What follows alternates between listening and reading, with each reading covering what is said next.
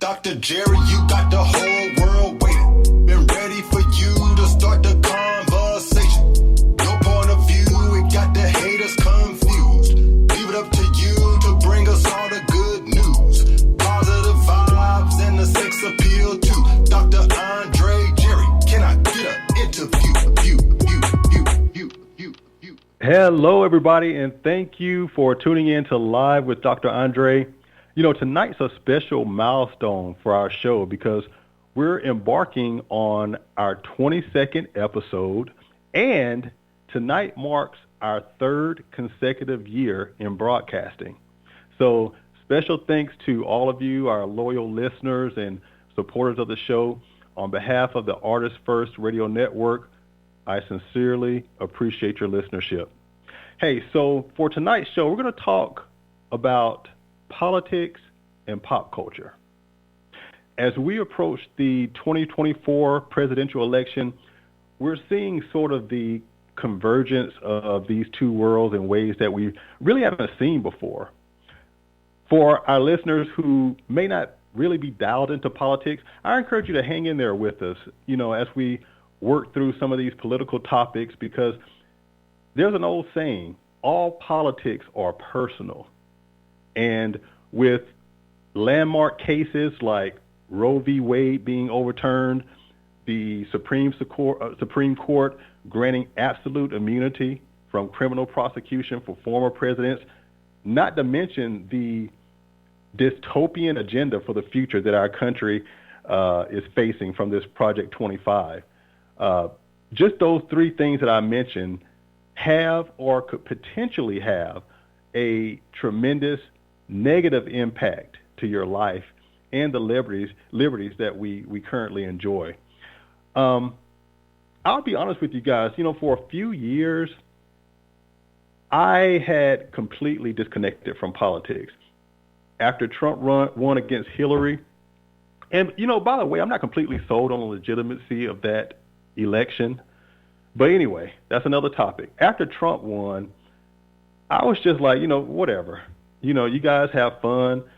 I guess I was in such a state of euphoria and I guess this sense of security during those 8 years Obama was president that I didn't really notice that there was this underbelly of discontent and racism and white nationalism and hatred. I didn't realize all of that was kind of quietly metastasizing throughout our country. You know, so while the majority of us were celebrating the forward momentum of the country and this kind of progressive trajectory that we were on in America, there was this silent minority that was just seething. And once Trump emerged as a presidential candidate, he gave a voice and a platform to that silent minority. And they are not so silent anymore. You know, they've become this loud, obnoxious, ignorant minority who have just, quite frankly, have become a really dangerous segment of our society. You know, so after Trump won and took the reins of the Republican Party, he just took over the Republican Party. I don't even know. It's not even the Republican Party anymore.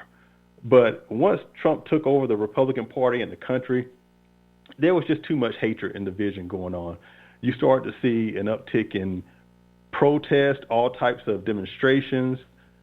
Civil unrest was out of control. Hate crimes were going through the roof, just crimes in general.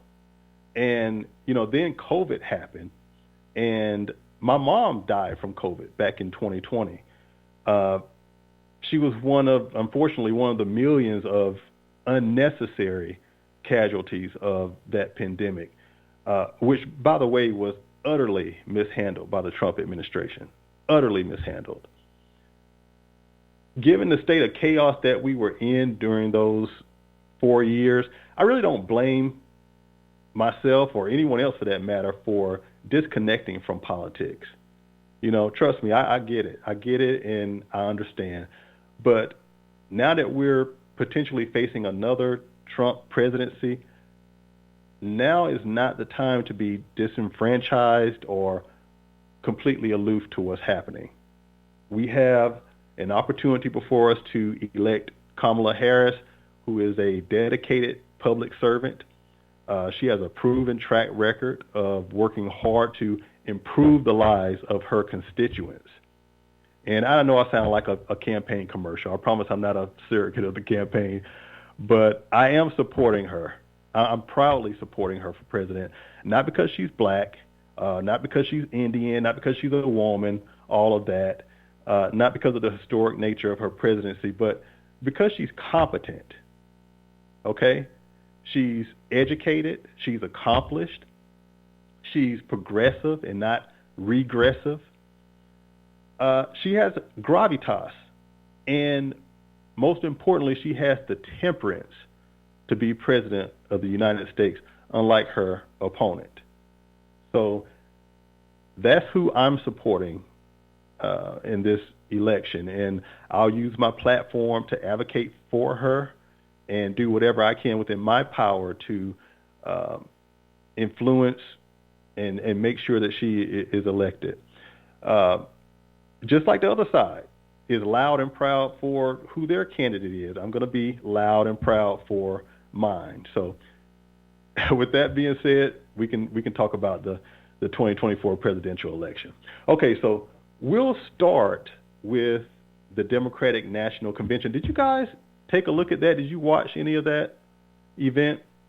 If you did, I'm sure you'll agree that the energy was really crazy. It was wonderful, especially day 2 when they did the roll call, and we'll get more into that later. But it was a really fun, energetic convention. I was pleasantly surprised. Now, I'll admit, for day 1, they got off to sort of a slow start. You know, at first I was like, okay, what is this? We can't follow the Republican National Convention with this. This is not going to work. But it started to pick up as, the night progressed. My only feedback would be that the headlining speakers were scheduled too late in the evening, especially for those of us who are on the West Coast. I was struggling myself to stay awake to see some of the headliners. But other than that, it pretty much was a slam dunk for Democrats. I mean, they understood the assignment, and, for the first time in a really long time, I can say that I'm very proud of the Dems. So I don't really consider myself a Democrat or Republican. I've voted in both primaries. I've voted in Democratic primaries, Republican primaries. I vote based on the candidate, based on their platform. It just depends on what ideals they're putting forth. I'm not really a party guy. I'm not going to just vote down Democratic lines or Republican lines. I really do take a look at the platform. And I'll be honest. Sometimes I do vote based on race. A lot of people won't admit that. I will sometimes just vote based on race. We had a local election not too long ago in Warner Robins, and I voted for a candidate solely based on their race. The other people do it. Other races do it, whether it's an Asian candidate or a white candidate, Latina candidate. Other people do it too. It's just, it only seems to be a problem when black people do it, But yeah, we've been locked out of so many segments of society on certain things that, yeah, sometimes I just, I got you, brother. I'm going to vote for you. If they're a complete fool and inept for, the seat, I'm just not going to throw my support behind them in that case. But yeah, if they're competent and, they don't have to have the most glamorous yard signs or, the most polished website, but, if they're campaigning in earnest and have great intentions, yeah, I'll give you my vote just because you're a brother or a sister. Sure will. And a lot of people don't know this about me, but I ran for office back in 2008. It seems so long ago. God, it seems so long ago. But I ran for state senate in Atlanta. I moved to Atlanta in late 2006, early 2007, and ended up getting, turned on to politics. I remember going to a neighborhood meeting with someone I was dating at the time, and the local state senator had came to speak to members of the neighborhood association.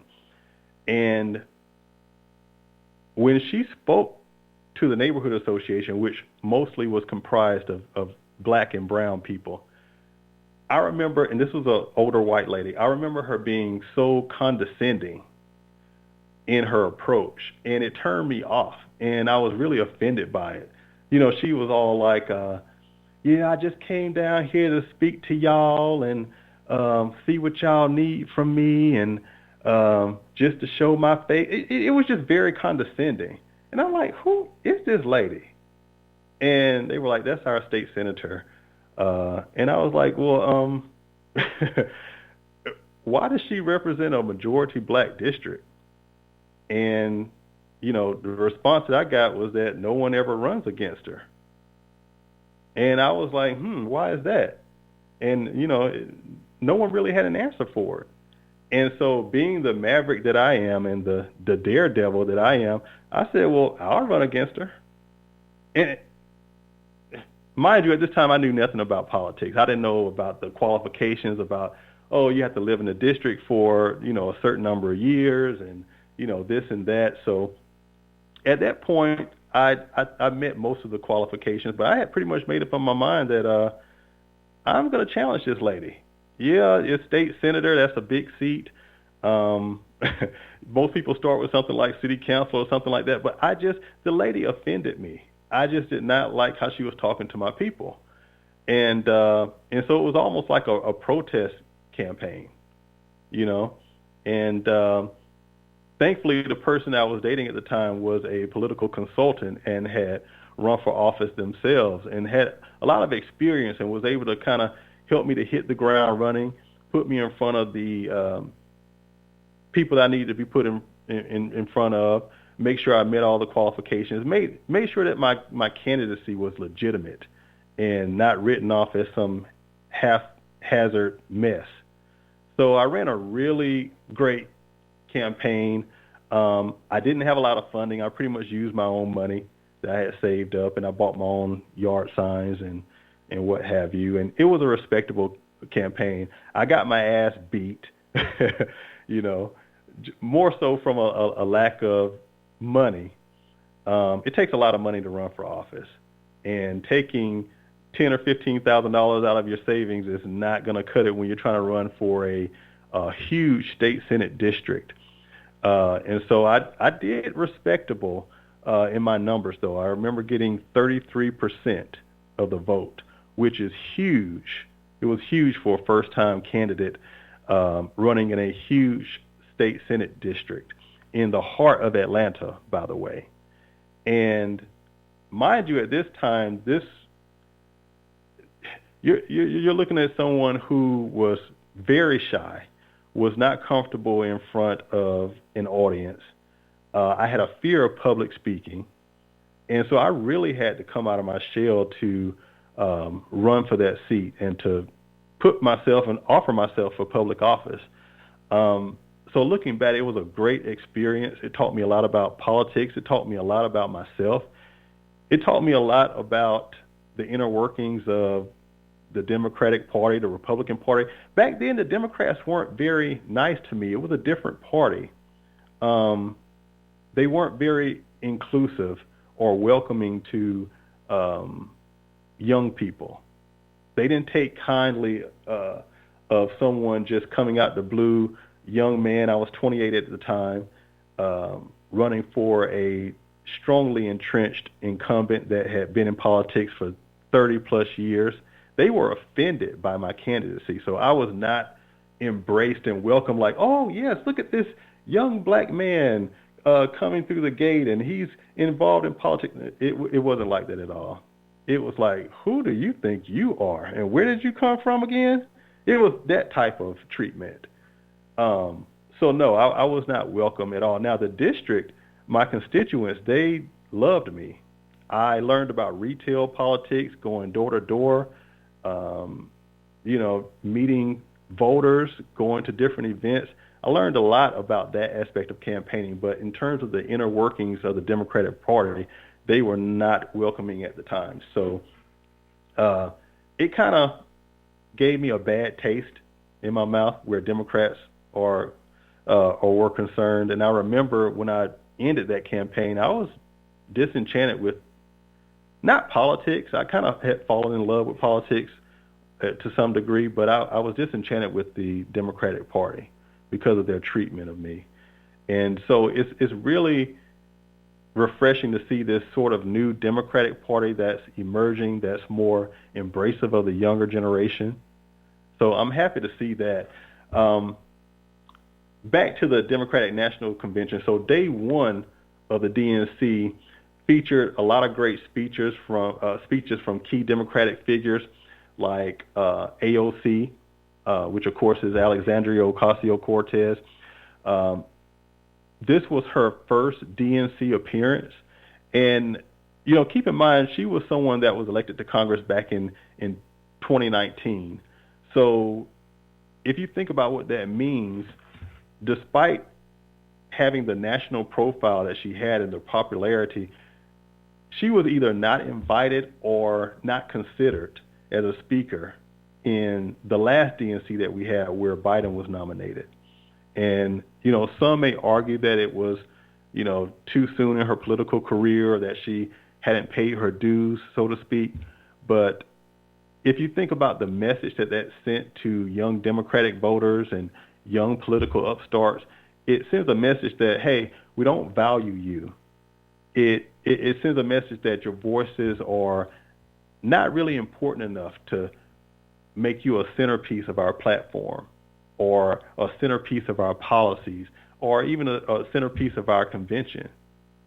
And then so many people wonder why we end up having voter participation among millennials and Gen Zers that were not great. They were abysmal, especially during the last presidential election, because people weren't speaking their language.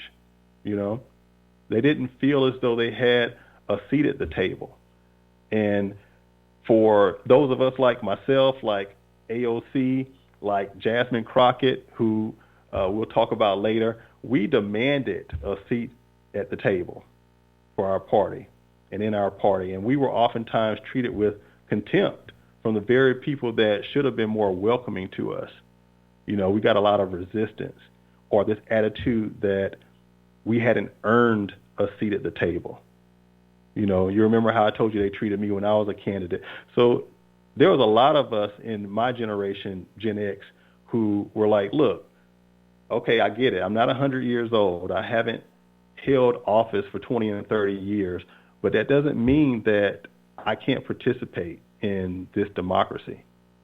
And so, a lot of us made an impact and left our own imprint in politics as candidates, as staffers, as consultants, advisors, and pundits.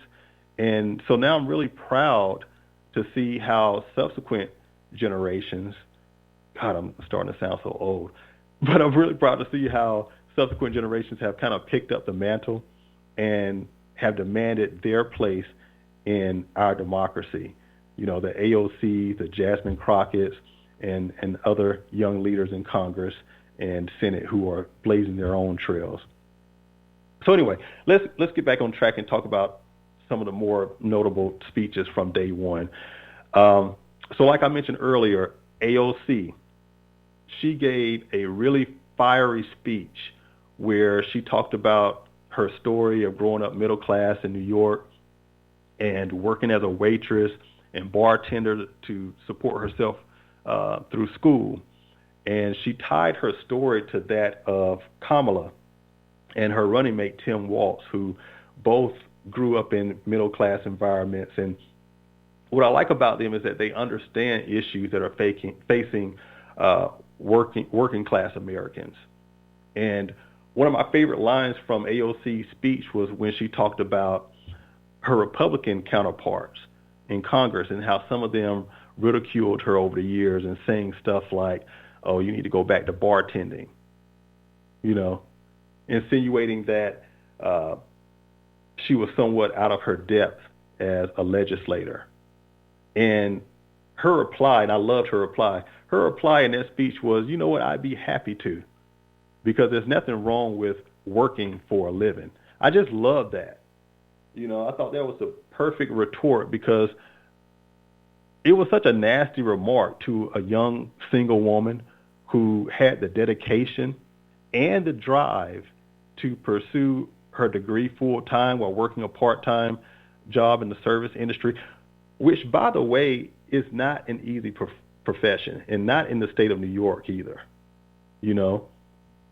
And on top of that, what I like about AOC is that this young lady, she had the balls and the ingenuity to run a successful campaign for Congress, and she defeated a 10-term incumbent. So the audacity of her colleagues, some of them, to try to make her feel unworthy of being a congressman or making comments like go back to bartending. Like there's something wrong with being a bartender or working in the service industry. I just found that offensive, and a lot of people did. Funny fact about me, I used to want to be a bartender back in the day. I even went to bartending school. This was years and years ago. I always wanted to be a bartender, knowing that I didn't have really the personality for it. You have to be sort of, outgoing and vibrant, and I can certainly be that, but it's not my default personality. I'm more of an introvert. But I remember going to bartending school, and one of the things that held me up was that I can do it expertly now, but I could not open a bottle of wine using the old-fashioned corkscrew. I could not do it. I could not do it to save my life. And so I didn't fare well in bartending school, but it was a great experience. A lot of people don't know this about me, too. I was a delivery driver for Jason's Deli when I was in grad school. That's how I kind of worked my way through college and earning extra money. And when people make comments like that, like they did to AOC about, go back to bartending or something like that, that it just really is a horrible thing to say to someone, and I took great offense to it. She's more than capable. She has a lot to bring to the table. She has a lot to bring to the Democratic Party, and I applaud her with a great, great, great speech. Another notable speaker in day one of the DNC was Representative Jasmine Crockett. Now, if you don't know that name by now, I don't know where have you been. She's been on all types of clips online, on YouTube, TikTok, Instagram. She's been on Jimmy Kimmel, The View, all of the cable news networks, in large part due to her reputation of relentlessly calling out her Republican colleagues for hypocrisy and just overall foolishness from the Republicans. But most famously, she's known for coining the phrase that we all know now, beach, blonde, bad-built butch body. She coined that phrase, and it went viral earlier this year, and it has generated actually a huge amount of profits in merchandising and in licensing, which, by the way, is not going into her pockets. She's using the proceeds from the merchandise and from the licensing to fund other Democratic candidates that are running in these down ballot races at the state and local level. And so I just love that.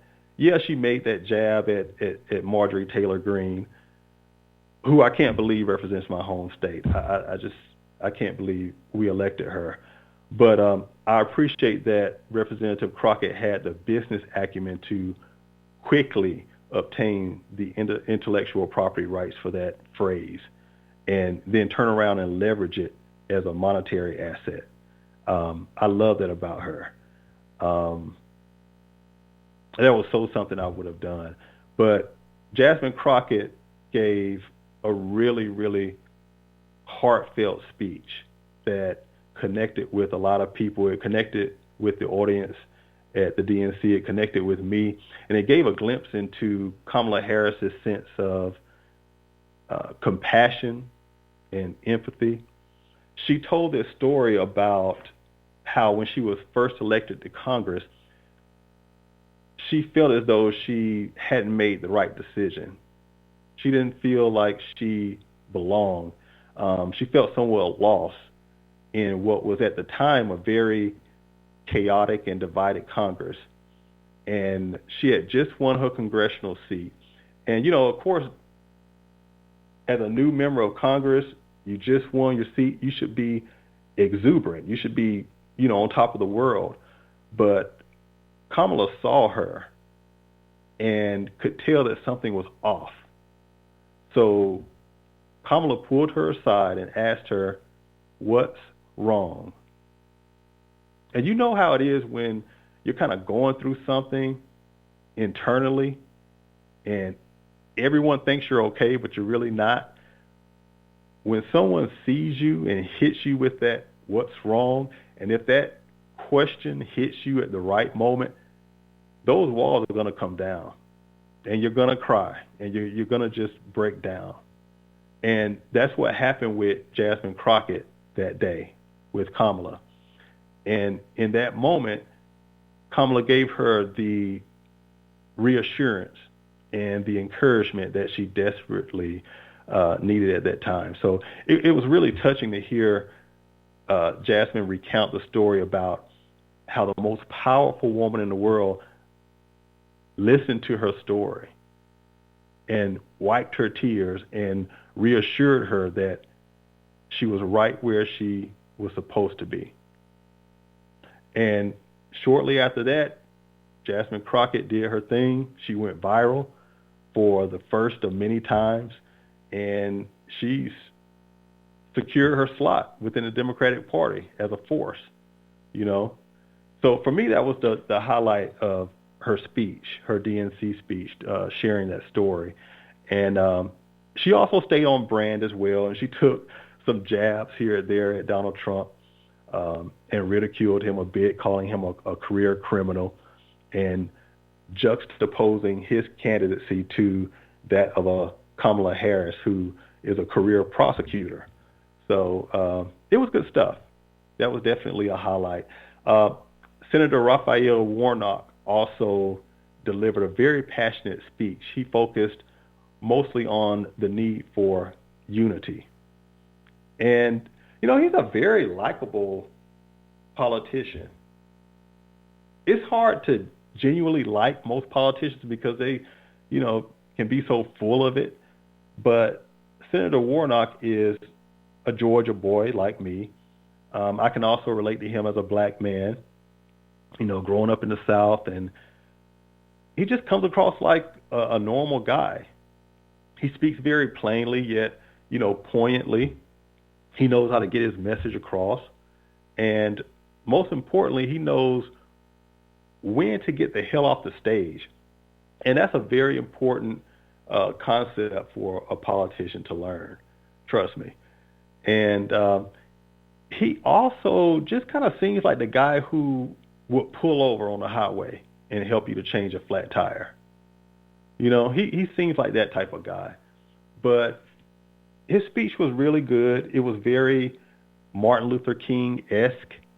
He's not really the type to throw jabs and little insults, but he's very genteel and very gentlemanly, But overall, his speech was definitely a highlight for sure.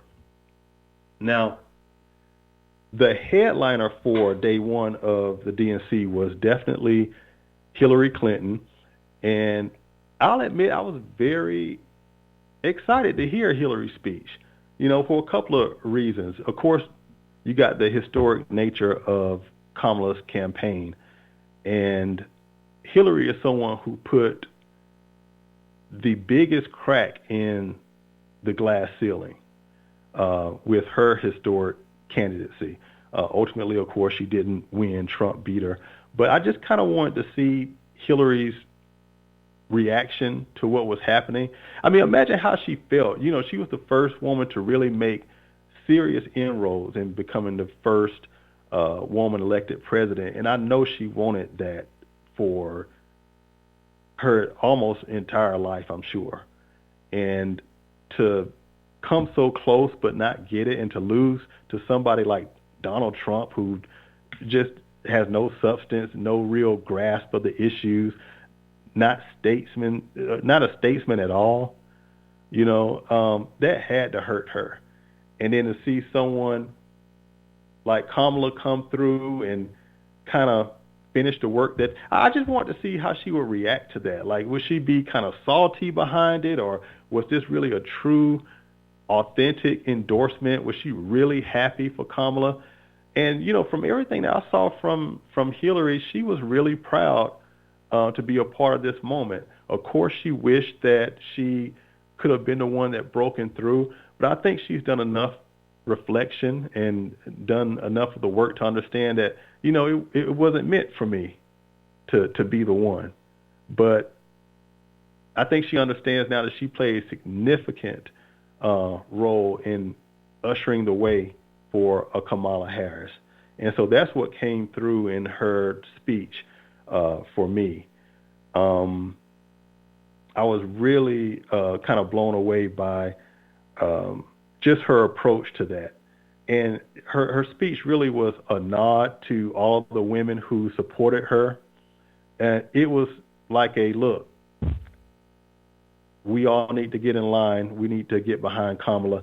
I wasn't the one to do it, but we have an opportunity before us, and we got to do what we need to do to make sure that we get her in this seat. There's too much at stake. And so her speech was really, really good. And I think she was the one to set the tone for the DNC. So I'm glad that they put her as the headliner for day one, because it set the tone, you know, because she was the one that became so close in years prior. She was the best one to deliver the message to let's all get behind Kamala. And, you know, she took her own little jabs at Trump, which was entertaining. At one point when she was talking, the crowd was chanting "Lock him up." You know, they were chanting a lot of things, you know, throughout all the days of the convention, but they were chanting "Lock him up, lock him up." And, you know, normally what you would expect is, you know, acknowledge the crowd and, you know, but kind of pivot and move on and not indulge in those chants. But Hillary let them chant it for a good while. And you could tell she was enjoying it. And she had this smile on her face like, yeah, that's right, lock his ass up. And so it kind of humanized her for me, because I was not really a Hillary person.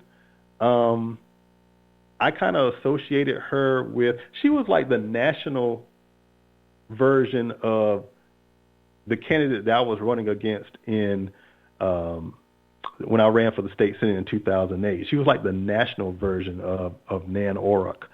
And so she represented for me the old guard of the Democratic Party, the old guard that did not welcome younger, exuberant, energetic candidates that wanted to participate in the process. That's what she represented for me. And so I didn't support her when she and Barack were running for the presidency back in 2008. I supported Barack. And I supported Barack because I identify with him. And I thought he was the better candidate, and I thought that he was what we needed at that time. And so, yeah, I wasn't a Hillary person. Now, I did support her, albeit not enthusiastically, but I did support her against Trump because there was just nothing there for Trump. He was an entertainer. And I'm a person that responds to substance, and, you know, there was just nothing there. So I won't say reluctantly, but I definitely supported Hillary in that election. I wish she could have pulled through, but it just, for whatever reason, we needed to go through a Trump presidency. But anyway, but like I said, Hillary didn't disappoint in her speech at the DNC, and she reminded all of us about what's at stake in this election. I think, like I said, she was the perfect closer, and she set the tone for the entire rest of the convention. So lastly, for the first day of the DNC, we had Joe and Jill Biden. And they pretty much closed the night with what was really an emotional farewell speech that focused on Biden's legacy, rightfully so. And it ended with sort of this heartfelt call to action for every one of us to emphasize hope and not fall into negativity, to emphasize resilience in the face of this political division that we are facing in this country right now. It's time for it to end. It really is. We've been the divided states of America for too many years now, and I think it's time that we finally close this chapter, cancel this reality show that's called Donald Trump, and just move our country in a more inclusive, progressive direction. And that's forward. So listen, on that note, we're going to take a quick commercial break. But please don't go anywhere. When we come back, we're going to discuss more of the DNC highlights and also what we can expect from the upcoming presidential debate on ABC and then also the vice presidential debate on CBS. We'll also touch on the role of celebrities in shaping our political discourse. So stay tuned to Live with Dr. Andre Jerry. We'll be right back.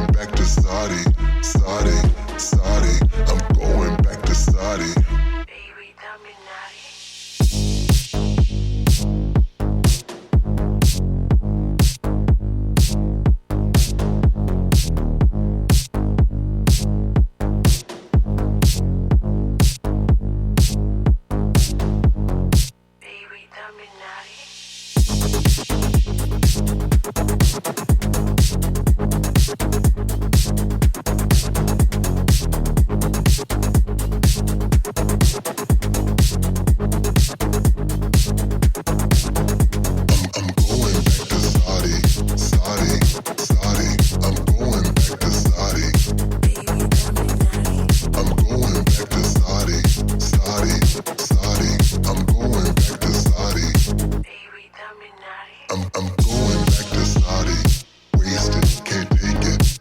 Taking me a break from all the Tito's I've been drinking. Spending all my dimes on that black box wine. Cause I'm trying to keep these hating ass niggas off my mind. I'm flying first class, don't need a buddy pass. Just a diplomatic passport to get me through the airport. I'm chilling at the lounge, they never keep me waiting. Keep pouring them drinks till I reach my destination. I'm going back to Saudi, Saudi, Saudi. I'm going back to Saudi. I'm going back to Saudi, Saudi, Saudi. I'm going back to Saudi. I'm going back to Saudi. It's like my second home. The Arabs are exotic. I can't leave them alone. They like the taste of chocolate, sexy, erotic. And if you like the finer things than money, ain't no object. I'm going back to Saudi, Saudi, Saudi. I'm going back to Saudi. Baby,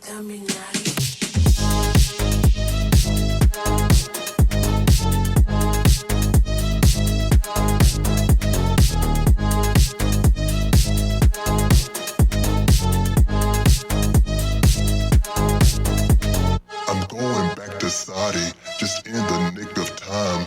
I'll party with the Saudis at the end of Ramadan. And when they on that shisha, it's nice to meet ya. So let's go do our thing while we sip Saudi champagne. I'm going back to Saudi, Saudi, Saudi. I'm going back to Saudi.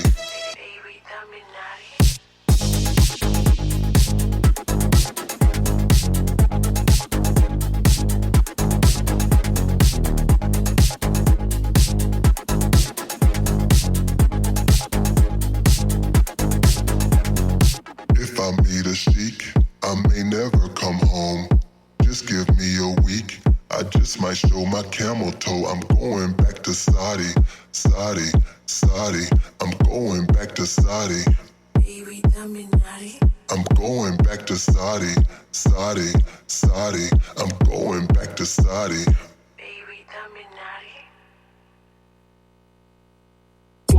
You're back live with Dr. Andre Jerry. Hey everybody, welcome back to Live with Dr. Andre Jerry. Thank you so much for sticking with us through the break. Oh God, just listening to that song again makes me kind of want to go back to Saudi. I really do. But anyway, listen, shout out to my friend Reginald Bullock, by the way, who told me he loved that song. But anyway, listen, if you're just joining us, tonight's show is about politics and the 2024 election. And before the break, we talked about some of the highlights from day one of the DNC.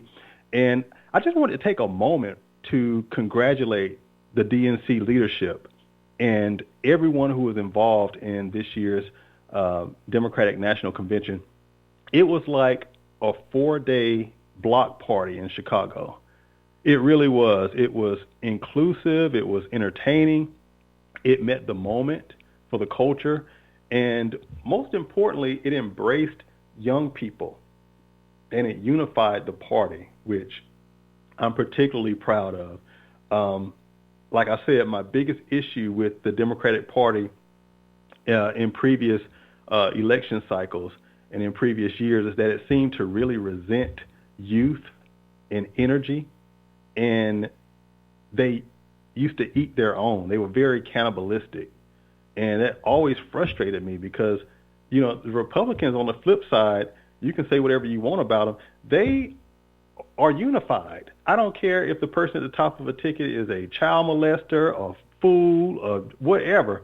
They will all unite behind that fool. And they will turn the other way to whatever, errors or whatever is going on with the other person. And I was just so frustrated. I'm like, why can't the Democrats do the same? We give each other more hell than, the Republicans do. That always used to frustrate me. So it was really refreshing to really see the unity at this Democratic National Convention. And it also was great to see the Democratic Party reclaim patriotism. I have been so sick of this fake patriotism that's been going on for the past, 8 years or so, really is white nationalism masquerading as patriotism. It's so disingenuous and so stupid. And I was just really happy to see how there were so many American flags at the DNC, how the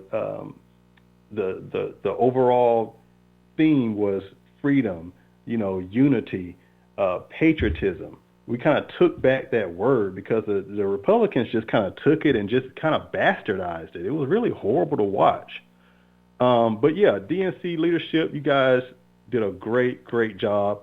And considering you had to quickly pivot from your original programming that more so centered around a Biden candidacy, you guys did a really great job.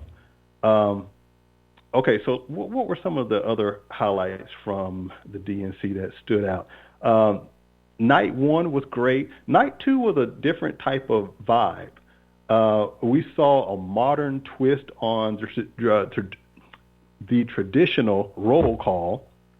So the roll call is basically, it's traditionally the most boring part of both conventions, the Republican and the Democratic. They go through each of the states and, their attendees and delegates have to, Wisconsin, what say you? And it's just long, you know how many states we have. It just takes forever. It's boring. But I love how the Democrats put this modern twist on it. It was curated by DJ Cassidy, which a lot of people I know, Reggie, I know you know who DJ Cassidy is, but that's the DJ, the famous young DJ that got us all through the pandemic when we were locked in the house for 2 years. But he curated that whole roll call and was like the maestro of it. And he created sort of this celebratory atmosphere for, like I said, what's typically known as the most boring part of the convention. And so as they went through each state's roll call, each state has its own song. I can't remember the song for all of the states, of course, but some of the ones that stood out, California had California Love by Tupac, which really got the crowd going. Georgia, I was really proud of Georgia. I think our song was, what was it? I know they brought out Lil Jon, and I can't remember the exact name of the song, but it changed the whole vibe. Georgia really represented during the roll call. I don't know why I can't think of the name of the song that they presented for us, but it was just a really different spin on the roll call. And I know that the Republicans are going to bite this the next time. I know they are.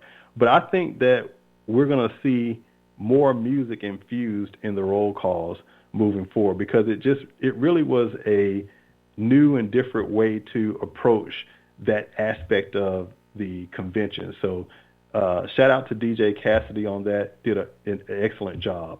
There were also performances by Patti LaBelle. I love Patti LaBelle. Common was also a performer. And so it was really great to hear from these two and to see these two be part of the convention. It added a layer of emotion and inspiration. Patti did her song, Turn Down for What? Thank you, Reggie. Turn Down for What was the song that was the theme for Georgia's roll call. Thank you, Reggie. But yeah, Patti LaBelle and Common, they added some layers of emotion and inspiration to the DNC. Patti performed her song, You Are My Friend, and the song was a backdrop to a lot of people that have lost their lives over the years. And so it was a bit of a tribute. Common was reaching more for the Gen X, Millennial, Gen Z audience, and I saw where the crowd was really responsive to that. So they infused a lot of aspects that catered to different audiences, and I really appreciated that. Of course, the headlining act for night two were the speeches from Michelle and Barack Obama. They always give unforgettable speeches. Michelle was more. She gave us more of that, that mom speech. That hey, look, we got a lot of work to do. This is not going to be easy. Da da da da da. She kind of laid out what our charge was, and she threw a little jabs and red meat out there for the base. And that's something that I appreciate too, because traditionally Michelle and Barack, they're very serious. Of course, Barack is going to have his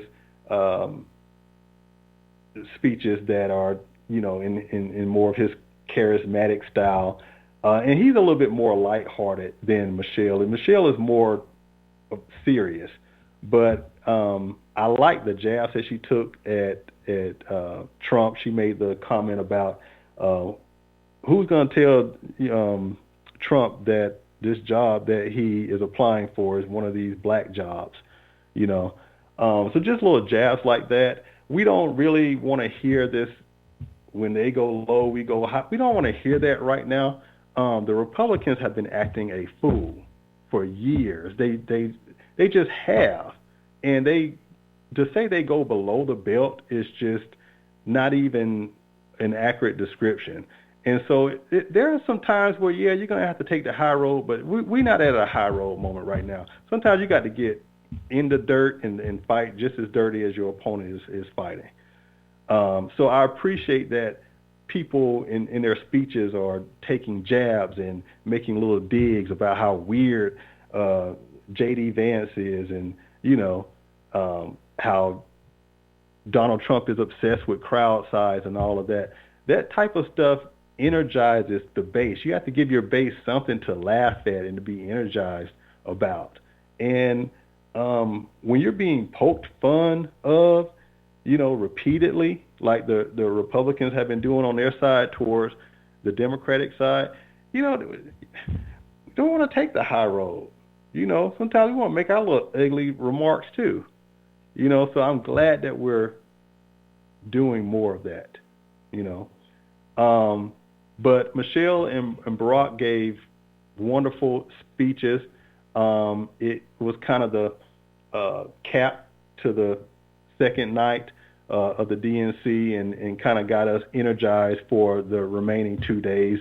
And, I'm not going to go through all of the days and the different speeches, but there were a lot of keynote speakers that really left an impression. Hakeem Jeffries, who's a dynamic speaker and hopefully the next majority leader of our House, he gave a great speech, and he threw some of that red meat out there too. You may have seen clips from his speech where he referenced or likened Donald Trump to a boyfriend who just won't go away, who's trying to get back with you. And he gave that one-liner of, bro, we broke up with you for a reason, And so it's just little stuff like that that really gets the base excited and get them to laugh a little bit and break the monotony of just a overly serious speech. We know this is a serious time. We know there's a lot on the line, but there's room for humor. They also brought out Republicans for Kamala. Some notable Republicans came out, and it's not easy for these Republicans to come out against Trump. It's not. Trump is a very vindictive person. He's the type of person that if you work against him, he'll get revenge on you, and he'll run people against you, or just flat out have people try to assassinate you, so to speak. So it's not a simple thing for some of these Republicans that have been vocal and to come out for Kamala. That's really a big deal. It shouldn't be, but in today's political climate, I really do applaud those people. What else was a highlight? They had the retired U.S. Capitol Police officer come out. I can't remember. Sergeant Gono. And Kilino Gono, he came out and gave a compelling speech. The parents of one of the hostages that are being held by this Hamas in Gaza, they came out and gave a really emotional speech and gave us a powerful reminder that this issue of Gaza and this whole thing that's going on out there. It's not a political issue. There are real people, real humans, real lives that are impacted by that. And it's unfortunate to view it in a political issue when it's really a humanitarian issue. Even myself, it was educational for me because I was of the mind of, what do we care what's going on over there? We got our own problems. We got our own shit we need to figure out in this country. So, I'm not so hung up on what's going on in Ukraine and Hamas, but I could really appreciate those parents of that hostage speaking, because it reminded me and reminded all of us that there's a human and a humanitarian aspect to these conflicts that are abroad. It's not as simple as saying, oh, that's not our business, So it's always good to have those types of reminders. Bill Clinton gave a great speech. He's getting older. He's getting up there. He's not as old as Trump, but he's gotten older. He's still a great, eloquent speaker, but he got his point across. He injected humor. Oprah even came out, and many people weren't expecting her to make a formal endorsement, rather, but she came out and gave a motivational call to action, and just heavy hitters. I love how the Democratic Party has used celebrities to weigh in and give their opinion and endorsement of Kamala. Some of that stuff really makes a difference. Senator Elizabeth Warren came out. She got a very, very long standing ovation and warm greeting. I think because of all of the work she's been doing and advocacy for student loan debt cancellation. She's really been championing that for many years, and has been a progressive voice in the Senate, a much-needed progressive voice in the Senate for a lot of years. And so I just think that warm, long ovation that she got was just a thank you to her and for all of her work. And let's not forget, she ran for office too. She ran for president. And, her candidacy didn't go too far.